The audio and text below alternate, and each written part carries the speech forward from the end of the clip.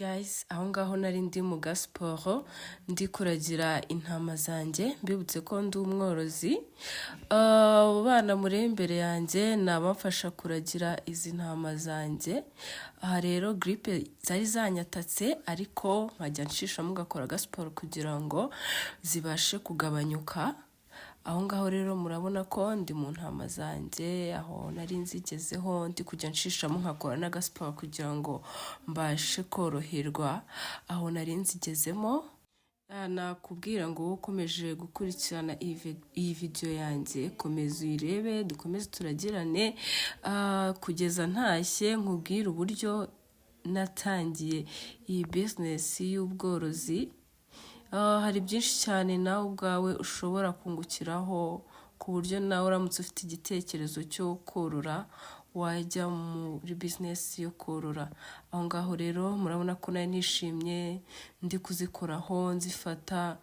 Wow, biba ari byiza cyane iyo uri kureba amatungo yawe uburyo asa, uburyo yaragiramo. Murabona ko aho ngaho ndi kuzirukankaho, ndi gufasha n'uwo mwana uzimfasha kuziragira neza. Murabona ko uburyo ndi kuzitegereza mu mutima wanjye uburyo nari imeze. Guys, nishimiye ibyo maze kugeraho. Uko mubibona rero ahangaha ndi naje kuragira intama zanjye nizeye kuri terre. N'ubu ndi kumwe nazo ndi kuziragira, zirimo zirarisha neza, zirasa neza. Ikintu cya mbere kishimisha niyo naje gusura amatungo yanjye nkaba ndi kumwe nazo ndi kuziragira, ngiye kuziragirira ndeba uburyo zisa, ndeba uburyo zirisha, ndeba uburyo zimeze. Guys, biranshimisha cyane.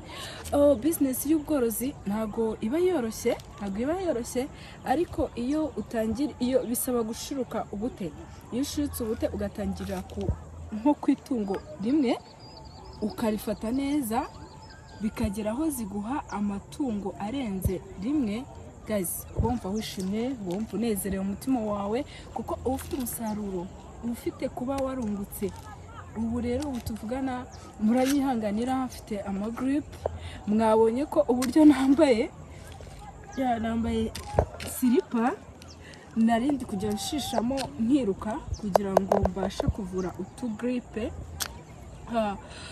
Uko kuvura gripe zajye rero iyo wirutse murabizi iyo umuntu akoze siporo akira gripe. Abenshi abatari babizi mujye mubikora kuko naje kuragira intama zanjye numva nafunganye. N'ubu ngubu ndimo kuvuga ntabwo navugaga neza, ariko ubu ngubu bitewe n'uburyo nashishemo ngakora akantu k'agasiporo byaje gucamo. Ubu ndi kumva ameze neza, nishimiye amatungo yanjye, ndi kumwe nayo meze neza mbese. Kandi namwe murabibona, muranabyumva uburyo ndi kuvuga, uburyo ndi kureba naje atari uku nguko bimeze. Guys, ndabakunda cyane, dukomeze gufatanya kuragira intama zanjye. Ufite natangiriye ku ntama imwe y'ishashi kuko nakomeje mbibabwira.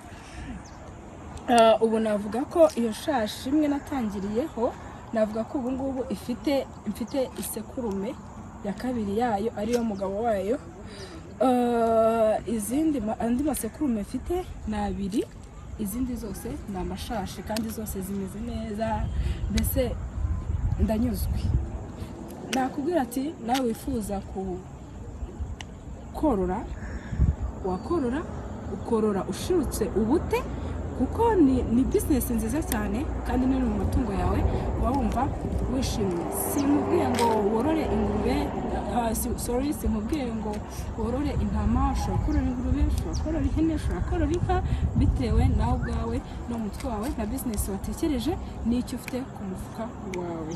Nababwira ngo rero twagendana nkabereka mama w'izi ntama zose ndetse na papa wazo n'abana bazo bose.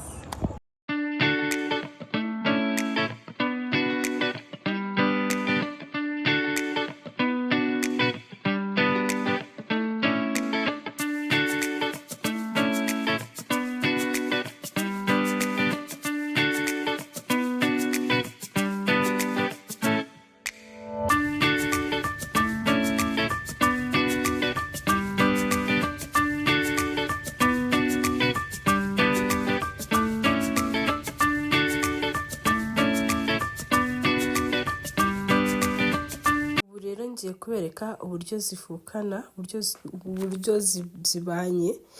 uriya ni mama wayo, mama wazo, papa wazo, iyo ni imfura yazo,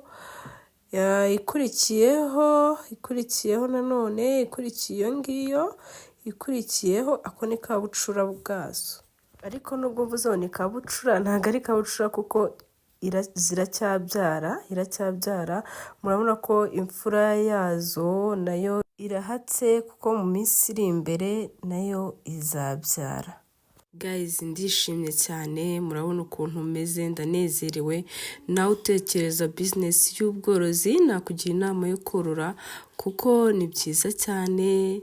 Iyo uri mu matungo yawe uba wumva unyuzwe, uba wumva wishimye. Ndakubwira ngo rwose wowe ufite icyo gitekerezo, nyaruka nawe worore, ugisha inama, turahari kubwo kugira inama.